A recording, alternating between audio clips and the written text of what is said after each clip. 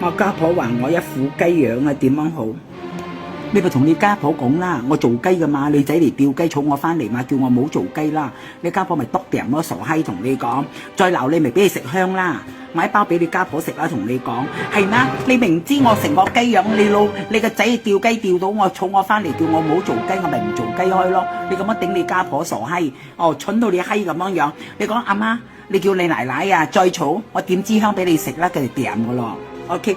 幾撚蠢到死笨我嘅咩？呢啲咁嘅嘢，你真係戇閪嚟嘅，你講 OK 啊？係咪話你精又唔係精，話你蠢又唔係蠢嘅？咁乜嘢問高我同你講係咪？你嘅雞樣係通街人知㗎啦，同你講你住邊一區做雞先？你唔好話你住吉林坡做雞，隔翻吉林坡滿街有老襟啦！你老公我同你講係咪？阿平平講，如果我住關丹啊，我做雞我要戒新加坡去講戒煙啲啊！